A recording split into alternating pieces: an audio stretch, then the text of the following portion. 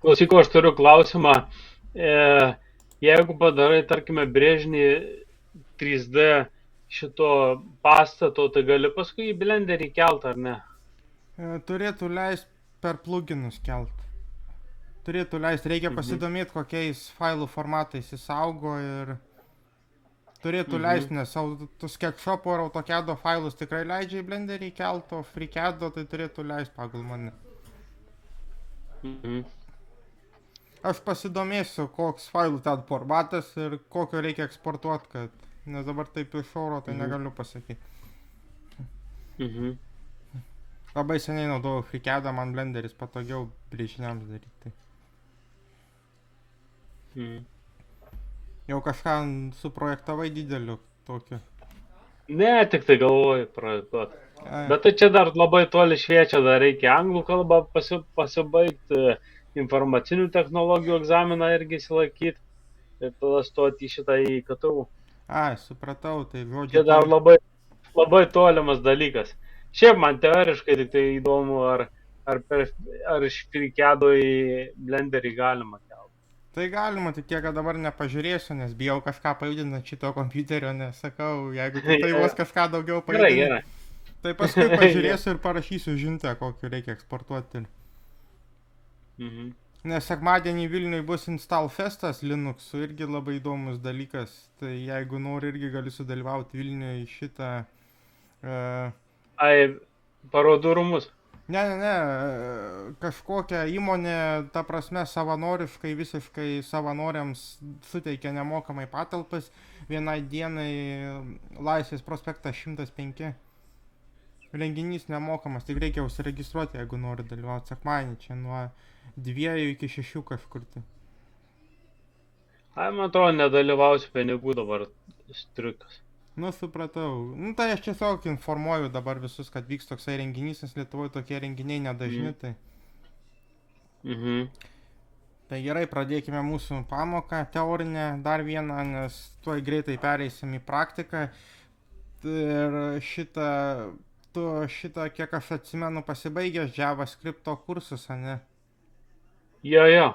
Tai dar Tai atsimeni, ten biški nu, pas mane video yra ten, nu, ką aš žinau, ten HTML tuos failus bandėm daryti, paskui į šitą, kaip jis palauk, IntelliJ. nu, nes JavaScriptas, ta prasme, visi minto įtaisai rašomi su JavaScriptą. Tai dėl to Ne? klausiu, jo, ne iš oro paklausiu. Yeah. Tai tiek, kad klausiu, Reiktų pasivartyti, žinai, biški, tuos. kad prisimint, nu jo, viską suprantama. Tai reikės tau pasivartyti, kai jau pradėsim praktinius dalykus daryti, tai tada ieškosiu paprastesnių projektų. Jau radau vieną programėlę, ta prasme, vieną widgetą kaip Hello World padaryti. Tu pačiai pradžiai saitų, kad suprast kokią folderių struktūrą, direktorijų, ta prasme, nes Linux'us aplankai direktorijom vadinasi. Tai, kad suprast tokius dalykus ir... Tai tokia Hello World, ten tik tai kaip aplankus suprast, kaip aplankai dėliojasi. O šiaip tai rekomenduoja tiesiog atsidaryti instaliuotus jau savo šitus widgetus, ne? Ir žiūrėti, kas ten parašyta tuose widgetuose. Tiesiog pačiam skaityti ir labai didelė rekomendacija. Net nėra per daug pamokų. Kur dabar yra pas mane desktopo, ne? Jo, nu, jų ir daugiau yra. Jie instaliuoti, ta prasme, ant minto pagal nutylėjimą, bet tu tik tai kelis įsidėjai. Tai paskui, kai jau prieisim praktinės pamokas, aš tave tik tai jau ruošiu psichologiškai, kad reikės JavaScripto ir... Dar paklausinėjau žmogų, kuris su JavaScriptu biškai susijęs, tau galėtų paaiškinti, nes jis paaiškintų tikrai geriau negu aš JavaScriptą. Tai sakė, neturi kada, žodžiu. Tai. Nes pasibaigė ir kursus ir taip toliau irgi, bet ir dirbo kažkiek su. Tai dabar turiu 2 temas pasiruošęs ir vieną pradėsiu, nuo kurios noriu leidžiu pasirinkti. Nuo tos, kur su pinigais nestriuka, ar su tos, kur pinigais striuka. Kaip tik. Gal tos, kur su pinigais triuka. Nu, tai kaip tik va dabar jį ir jungta. Tuo įjungiu ekrano dalinimąsi.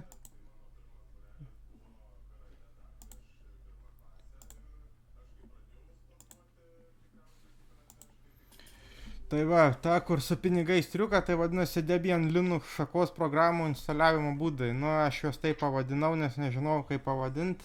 Ir skaičiuosim iki 13 šį kartą.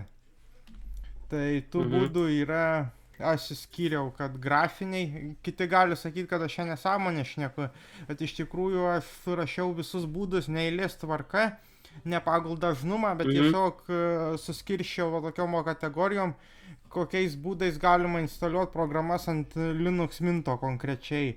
Nes pasakysiu, kuo skiriasi nuo kitų sistemų, irgi paminėsiu, kad tai va, pavyzdžiui, programų tvarkytuvė visuose yra, pastebėjai, Debian jinai vadinasi Discover, Jo.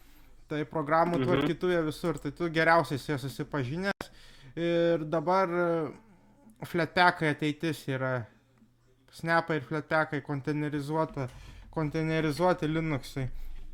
Bet prieisim prie tos temos dar paskui atskirai, bet čia galima rasti viską. Nu, jau pastebėjai ir įprask naudotis, nes čia visos programos iš esmės ir yra 60 000 paketai. Per Discordą? Ne per Discordą, bet per programų tvarkytuvę. Per programų tvarkytuvę. Ai. O čia. Nu. Čia Discordo tik tai pasitaikė, kad galėjo būti ir kita programa, bet kai nufotografavau, pasitaikė Discordas.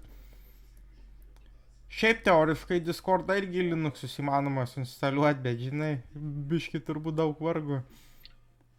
Jo. Čia nebent tokiems entuziastams. Tada antras būdas, tai yra mano mėgstamiausias, nusižiūrėtas nuo Apple, nes Apple DMG failus taip tiesiog atidarai, atsisinti DMG failą, įmeti į Apple folderį ir turi instaliuotą programą, nieko per daug daryti nereikia. Tai čia iš esmės yra taip, kad atsisinti AppImage ir nieko daryti nereikia ant Minto praktiškai, tiesiog dešiniu pelės klavišu paspaudi, nueini į programos ypatybės, pasižymėjęs tą programą ir užėdi varnelę leisti vykdyti kaip programą ir viskas, gali atidarinėti kaip programą. Nereikia nieko instaliuoti. Dar va vieną būdą prisiminiau. Čia internetinai tie failai, ne? Nu, internete jau galima juos rasti. Šitai jau ne parduotuviai. Ir įdėjau kampe, kad visus bandė susisteminti juos ir jie yra Plinkstore visi. Plinkstore.com ar plinkstore.org, nu, žodžiu, toks logotipas, paraidė tokia. Ten ne tik galima rasti programų, bet galima rasti ir šitų išvaizdų Minto, ne tik Minto, visų Linuxų temų, visokių piktogramų išvaizdų ir... Ir ką Torvaldsas pasakė apie AppImage'us, kad, nu, žiauriai gerai. Tik tiek, kad anksčiau nebūdavo būdų, kaip AppImage'ą nuo sistemos atskirti. Jisai integruodavo į sistemą ir jisai gaudavosi, kad, nu, yra neatskirtas nuo sistemos. Ta prasme, jis, nu, gaudavo prieigą prie sistemos. Tai įmanoma jį susandboxint per jailbreak. Ar Firebreak, kažkas tokio, kad yra tokia programa, kur gali AppImage'us. Ir dabar antros kartos jau AppImage'is palaiko update'us, ta prasme, kad išeina juos update'int kaip programas, kad nereikia kiekvieną kartą. Nes iš tikrųjų anksčiau AppImage'us reikėdavo atsisiųsti ir išeidavo nauja versija, tai reikėdavo seną ištrinti ir naują atsisiųsti. O dabar jau yra AppImage'ų naujos kartos, kurie palaiko ir...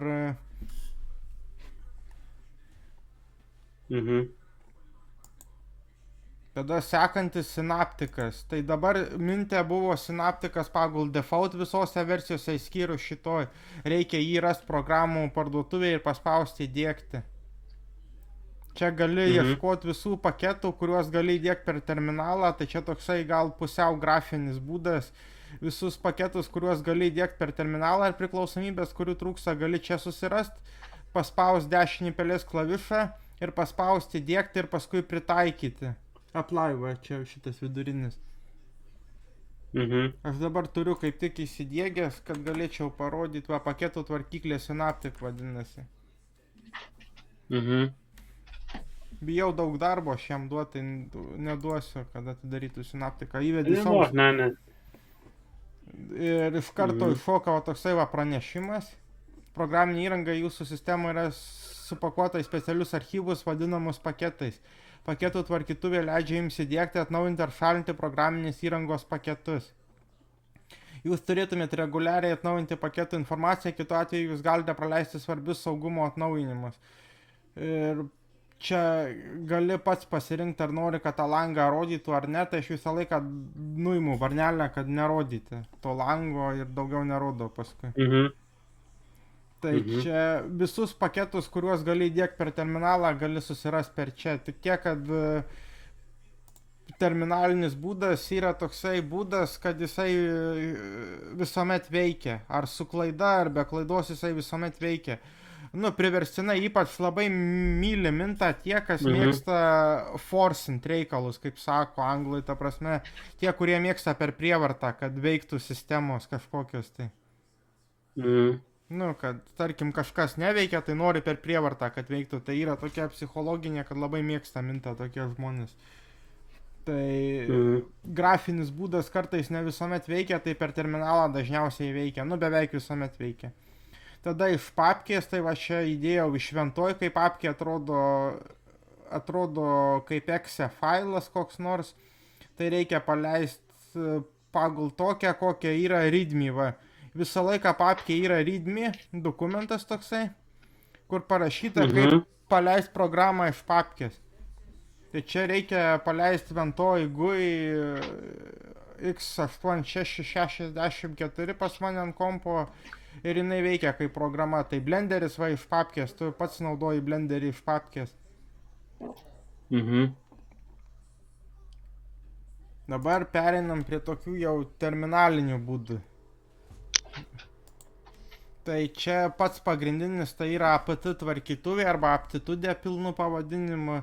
Tai komanda, kur rašosi sudo apt install. Visi šitie būdai, ta prasme, vyksta per terminalą, bet skiriasi jų sintaksė. Dėl to jie skaitomi skirtingais. Tai apt, ta prasme, visos programos yra tik tiek, kad jos gali būti senesnės. Va, pavyzdžiui, Vynė gali būti kokia 7 versija, kai yra 9 versija ir taip toliau. Priklausomai nuo to, kokie paketai yra įtraukti į tavo sistemą. Nu, kokį reikia instaliuoti, tai gali būti biškiai senesnės versijos. Jeigu nori naujesnios versijos, tai tada siuntiesi PPA. Bet per PPA reikia pridėti repozitoriją, tai yra personal Ubuntu packages. Ubuntu tik tai ir Mintas palaiko. Debianas įmanoma instaliuoti PPA, bet yra instrukcijose Debiano don't break Debian. Ir kad stenkis kuo mažiau PPA Debiano instaliuoti. Tai pridedi repozitoriją. O tai čia šitie programų instaliavimo būdai čia ne tik Mintui skirti, bet ir Debianui?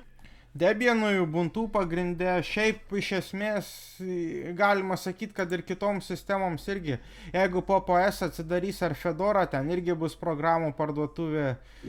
Kas skirsis, tik tai va, AppImage irgi bus visoms sistemoms.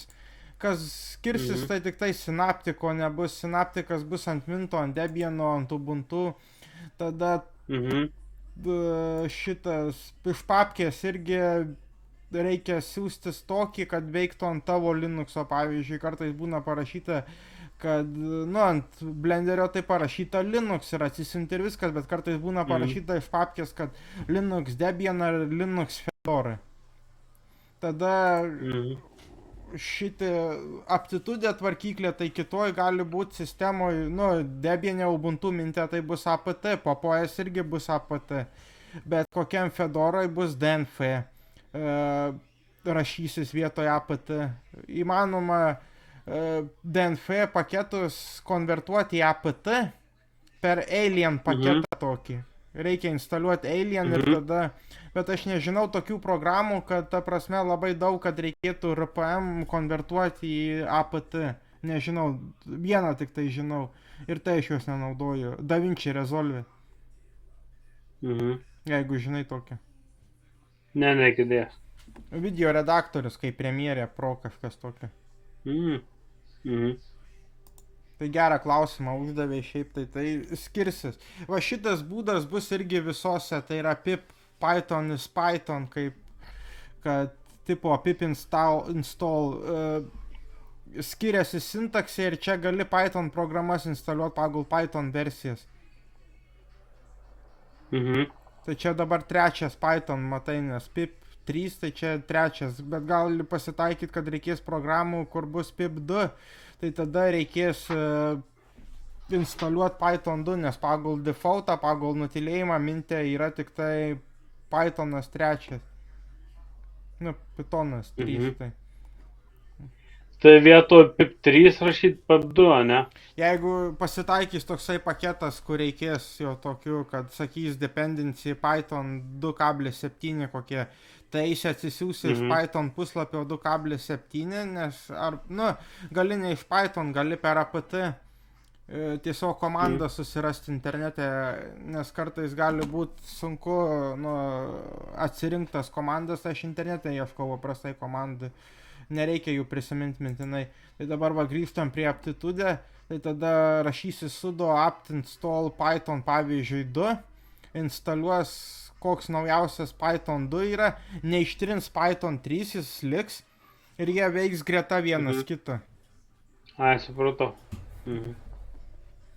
Tada tokie labiau, būdai kaip instaliuoti programas, bet gal čia labiau būdai kaip atsisiųs programas, tai curl arba git clone.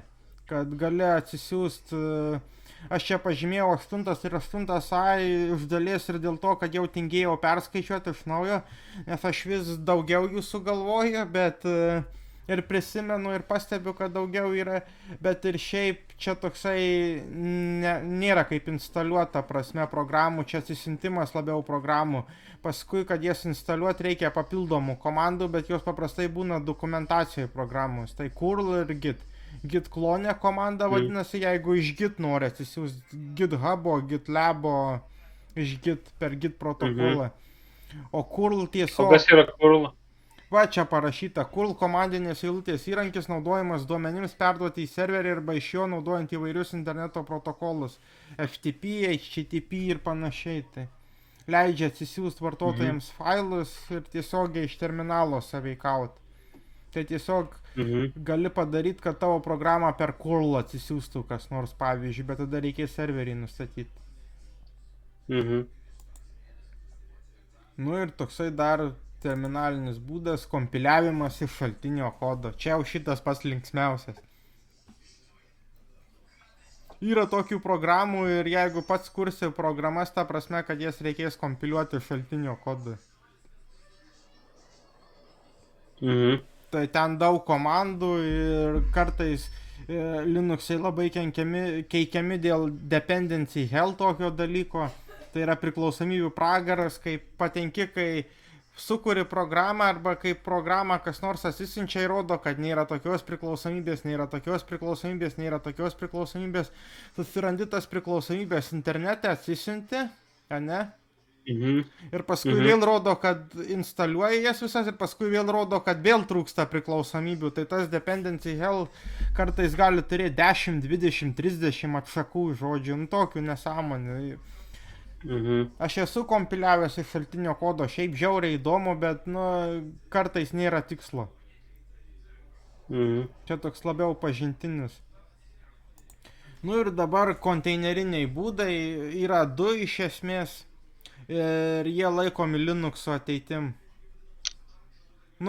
Snapas, kaip Snapchatas, nežinau, žinai Snapchat, aišku, kad žinai. Girdėtas, jo. Biškį pastrigo tuo.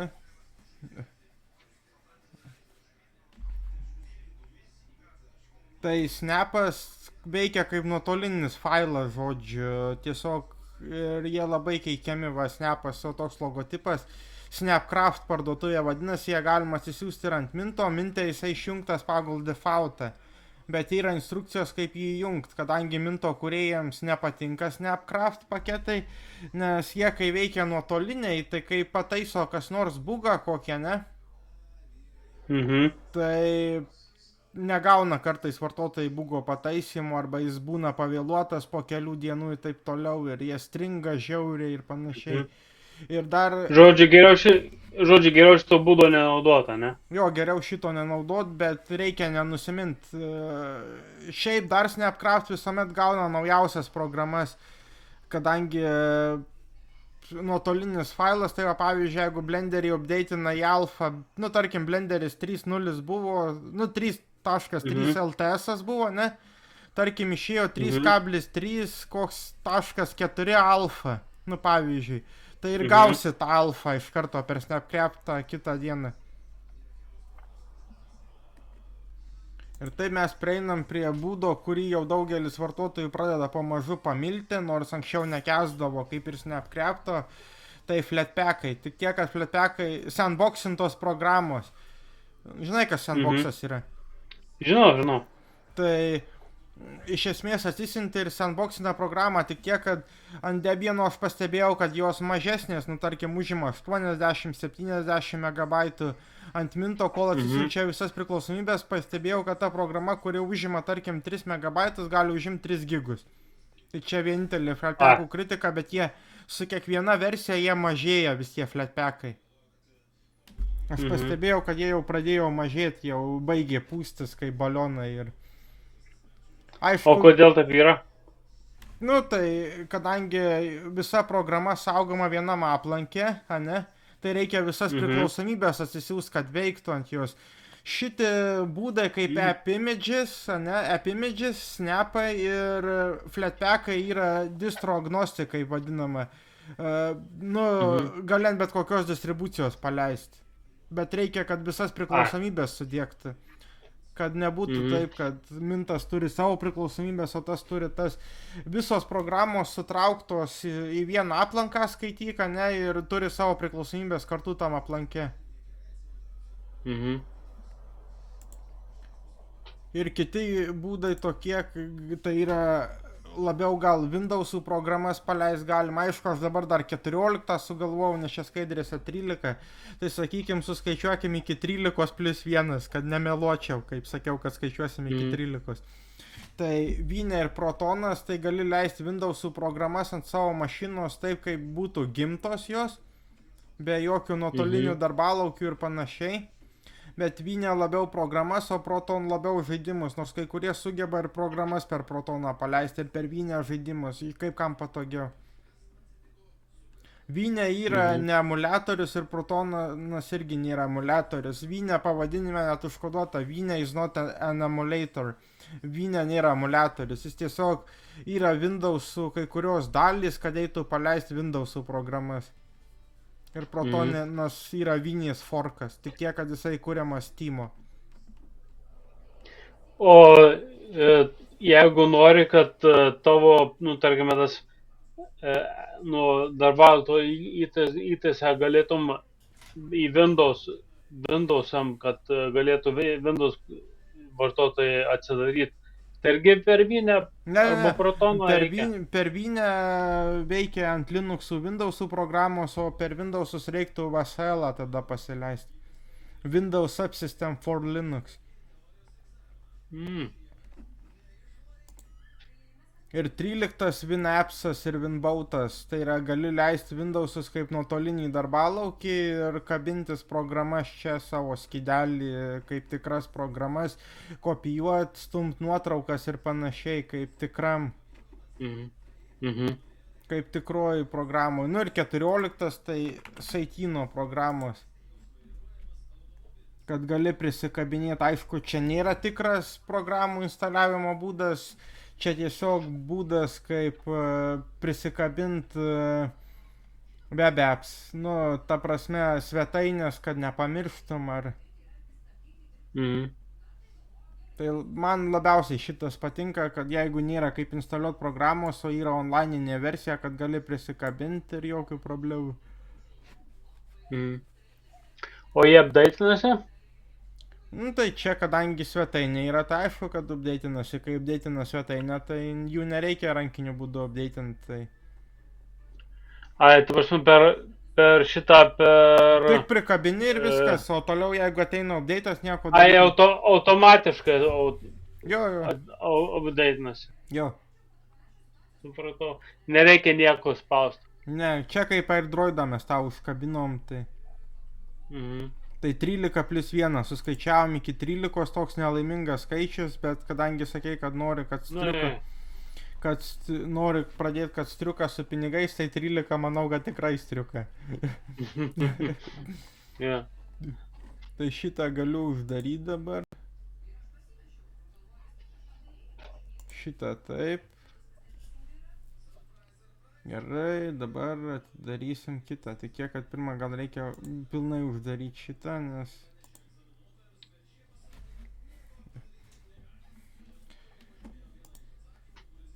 Dabar su pinigais turėtų būti nestriuka tema. Tuo užkrauščia.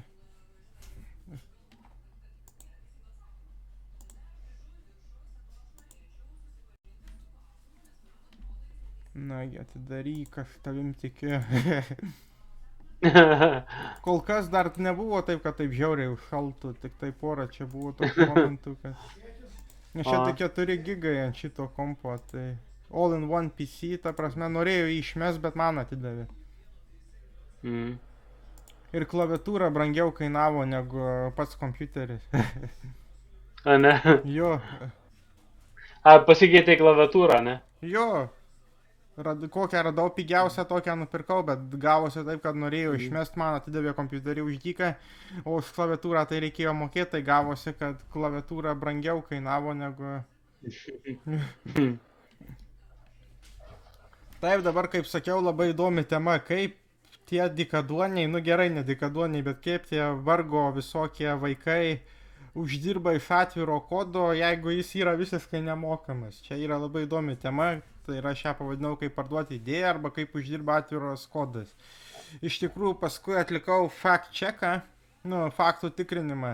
Tai buvo parašyta ir patys atviro kodo korifėjai, kurie labai jau žongliruoja atviro kodo pinigais ir panašiai, padarė statistiką, kad tik tai 12% žmonių, kurie kuria atvirą kodą, iš jo uždirba pakankamai, dar kažkur apie 13% kažkiek uždirba, tai gaunasi, kad tik tai 1/4, o visi kiti dirba už dyką visiškai. Tai net 75%. Ir dabar vienas toksai būdas, kad kai kurios programinės įrangos fondai ir įmonės siūlo stipendijas atviro kodo darbams. Ir dabar va čia pavyzdžiai bus. Va, pavyzdžiui, gali gauti stipendiją už tai, va, pavyzdžiui, Python Software Foundation, kad sukuri su Pythonu kokį nors related su Pythonu susijusi kūrinį. Gali gauti stipendiją, pateik paraišką ir gauti stipendiją. Pavyzdžiui. O kokias programas galima per Pythoną sukurti? Per Pythoną daugiausia kūrė su duomenų bazėm visokiom ir taip toliau. Blenderis va, su Pythonu sukurtas, kažkas va tokio. Modulinis tokios programos, kuris labai daug tokių modulių, kur turi užsikrauti kiekvienas modulinis. Tada sutelktinis minios finansavimas, tai yra pristatai produkto prototipą ir prašai pinigų arba investavimas, kad kažkas kitas investuotų per Kickstarter ir Indiegogo, čia populiariausi du yra šitie, bet Kickstarteris Lietuvoje neleidžia rinkti lėšų, tik Indiegogo. Bet įmanoma. O kas tai yra?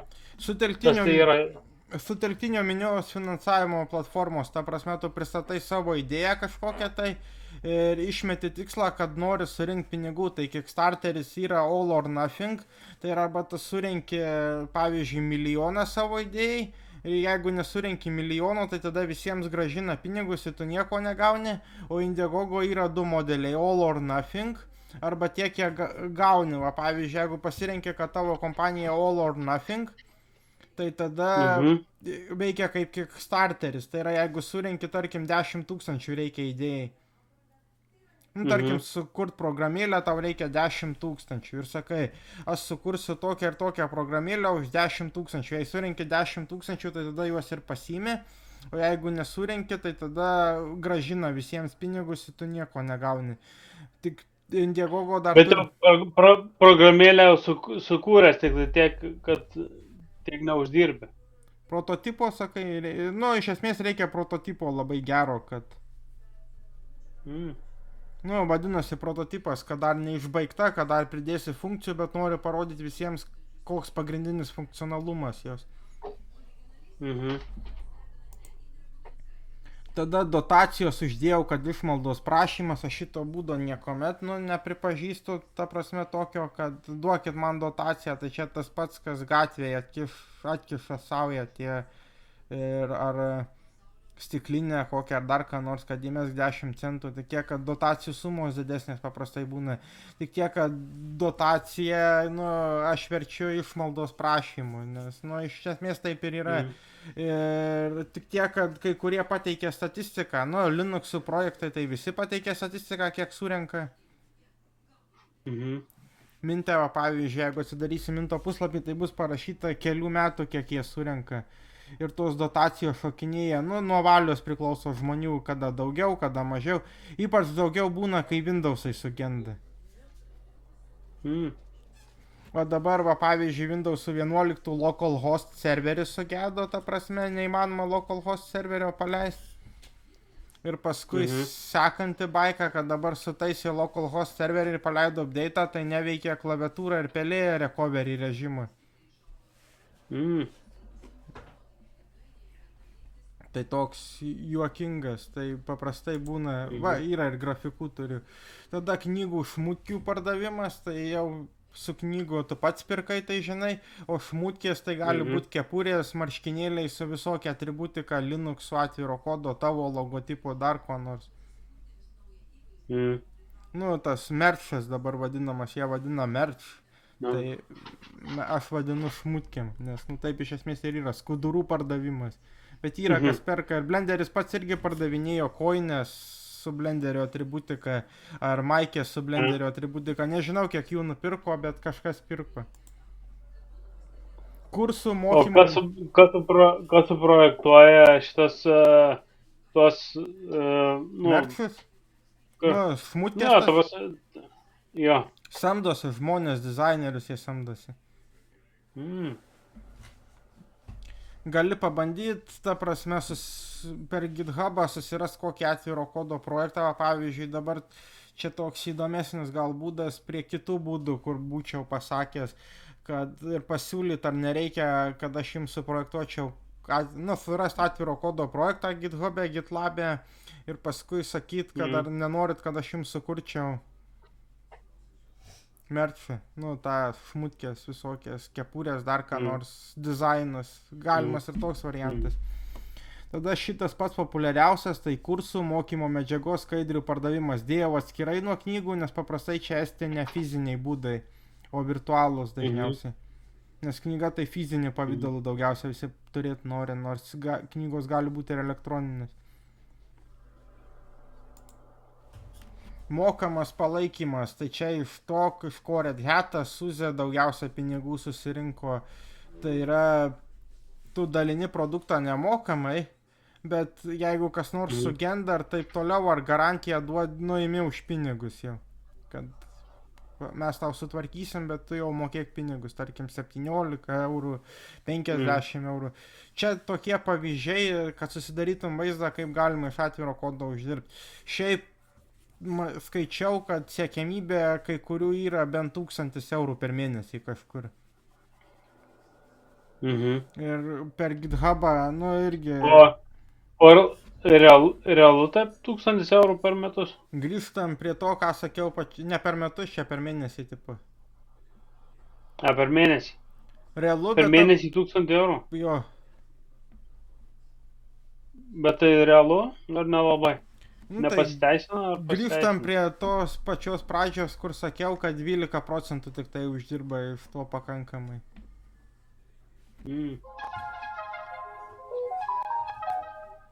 Šiaip realu, bet reikia labai daug dirbti ir ta prasme, jeigu paimčiau tą, ką man aiškino visokiuose spiečiuose ir taip toliau, tai reikia su tikslu dirbti 2-5 metus kažkur, tai nuo 2 iki 5 metų, kad pasiteisinti.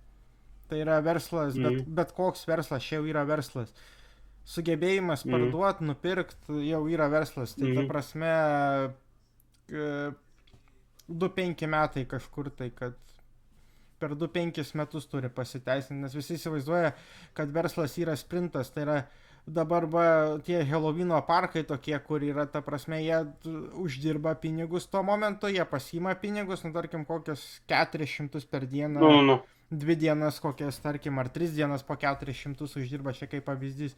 Ir paskui jie džiaugiasi, kad mes uždirbom pinigų, bet tai yra trumpalaikis toksai dalykas, o čia yra su ilgalaikė strategija, ta prasme, uždirbti stabiliai, turėti pastovų klientų ratą, kad būtų rimti žmonės ir taip toliau, kad gaut pinigus nuo to. Ir kad tai yra ilgalaikė strategija. Verslas yra maratonas, ne sprintas. Tai yra, jeigu tu greitai uždirbi pinigus, tu juos greitai ir sudegini, o jeigu tu gauni po truputį, tu galvoji, ką daryti su tuo trupučiu, ar, kaip efektyviau pritaikyti, kaip optimizuoti išlaidas visokias ir taip toliau.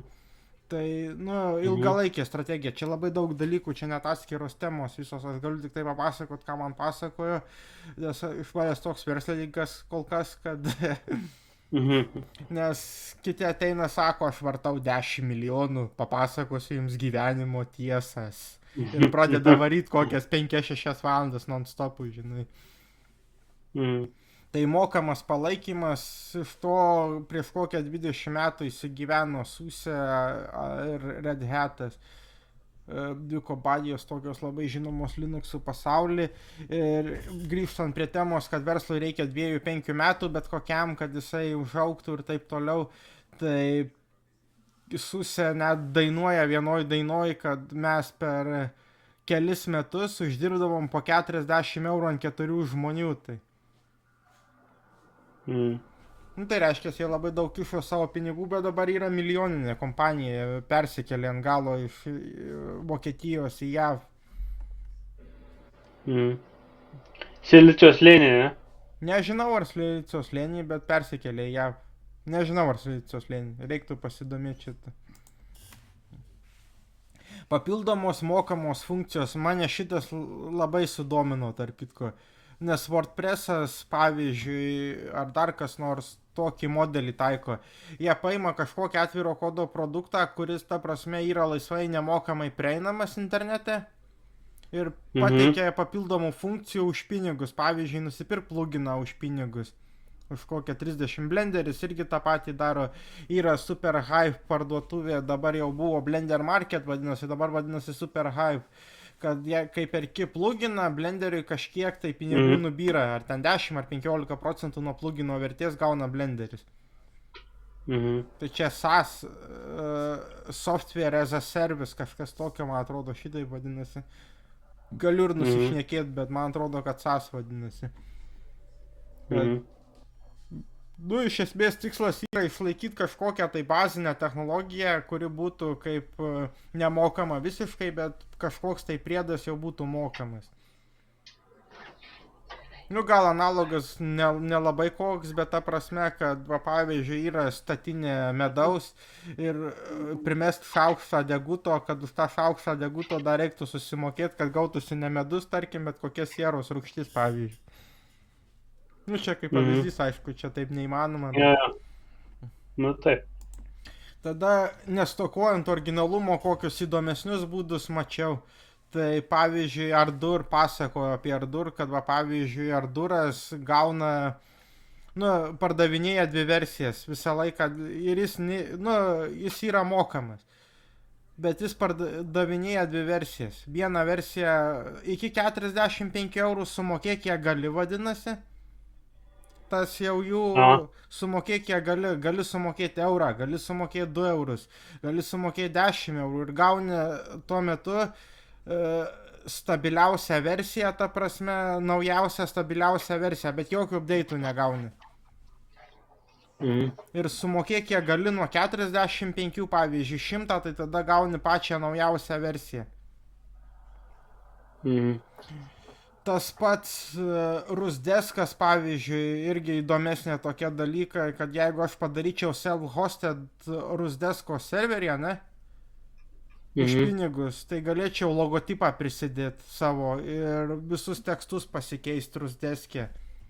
Tai čia tokie gal Mhm. nestokojant originalumo, tokie įdomesni būdai. O čia Mhm.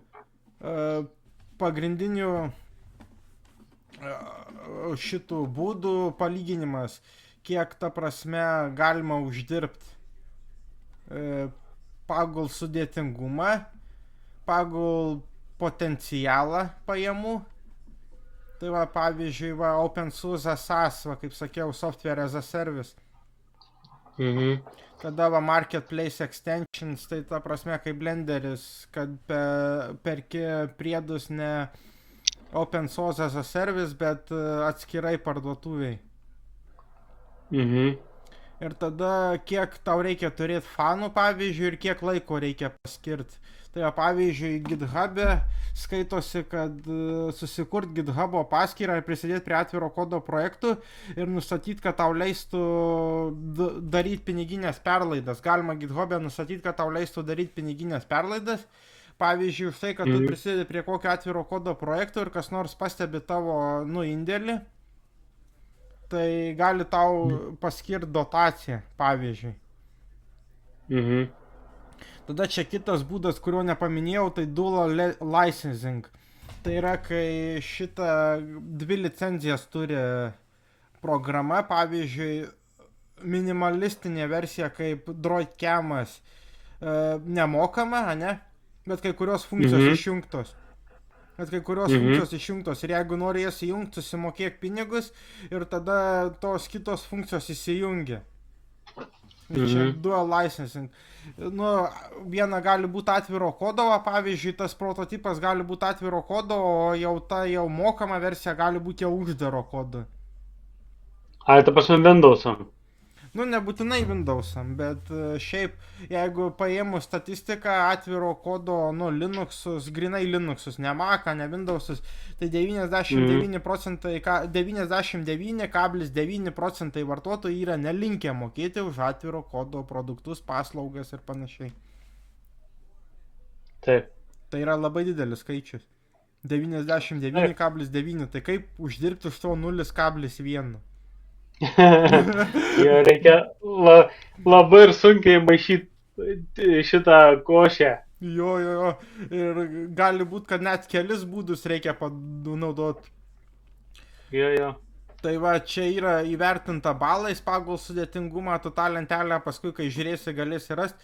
Tai geriausia pradžia, tai GitHub'o sponsorių laiko, kad ta prasme susikurti GitHub'o accountą, nustatyti, kad gauti mokėjimus, į kurią banko sąskaitą nori gauti ir prisidėti prie atviro kodo projektų tiesiog sėdint prie kompiuterio, ten kokią Mozilla atsidaryti, Firefox'ą, ką nors padaryti ten atsidaryti kokį iš vis nežinomą projektą, ką nors padaryti ten, nes rodo, kiek tu prisidedi prie tų projektų, kiek tu padarei commits ir panašiai. Viską rodo GitHub'as. Va, ir Key Insight tai yra raktinė įžvalga ta, kad SaaS'as turi didžiausią potencialą, bet reikalauja daugiausia gebėjimų. Ir GitHub'o sponsoriai lengviausias būdas pradėti uždirbti pinigus, bet reikalauja, kad rastum gerą tikslinę auditoriją. Pats, ta prasme, kad dar kažkokių žmonių pritrauktum, ne? Jo, kažkas tokio, kad pritrauktum žmonių, pritrauktum gerbėjų. Lygiai tas pats kaip visur, kai susikuri brandą, ne, tu nori, kad jisai būtų žinomas. Nori, kad jį pamatytų kuo daugiau akių ir nori, kad kuo daugiau akių paskui jo nepamirštų. Tai čia va lygiai tas pats, arba kaip koks atlikėjas, pavyzdžiui, koks nors, ką žinau, kad ir ta pati Jessica Shai, kad žiūri, kad kuo daugiau klausytojų ją perklausytų. Tai čia va lygiai tas pats, tu nori, kad kuo daugiau žmonių tave pamatyti.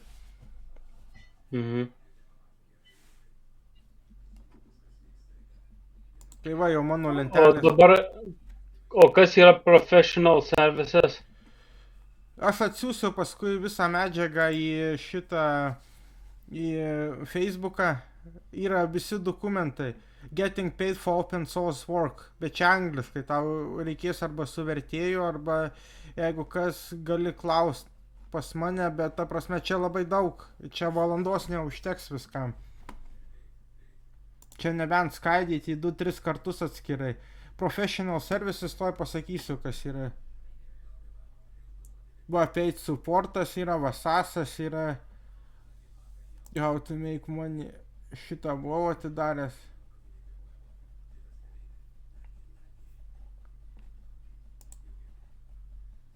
Va, technical supportas. Nu, technical supportas, tai tas professional services ir yra technical supportas. Nu, kad pataisyt tą, pataisyt tą, instaliuot tą, administravimas visas ir panašiai.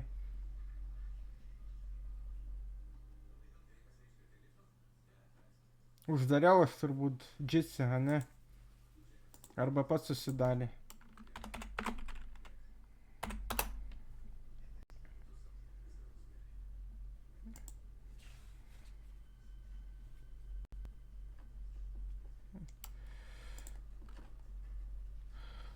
Nu, žodžiu, netyčia užsidarė Jitsi, tai ta prasme atsakau į tavo klausimą, kad professional services tai yra tiesiog, nu, tas visas pataisyt, pažiūrėt, paadministruot, ištaisyti klaidas, dar ką nors, taip toliau, kažkas va tokio tipo profesionalios paslaugos.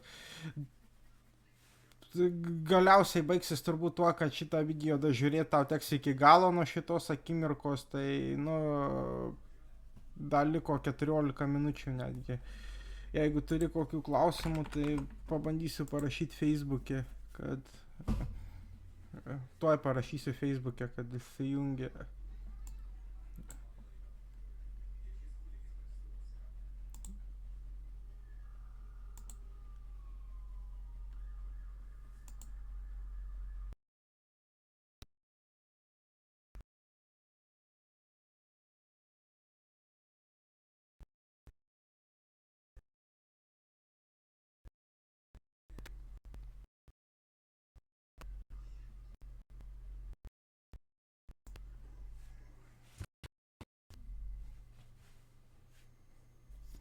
Ne tą atidariau dabar chatą. O.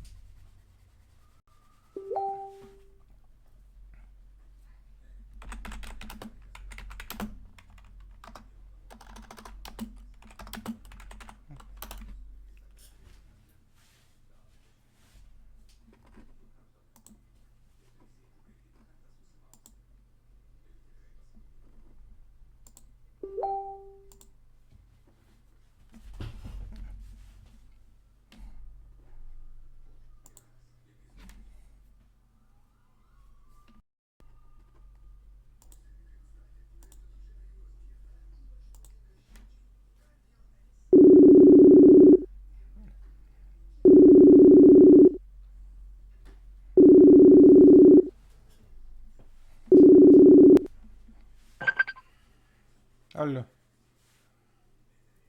Klausau, Varai.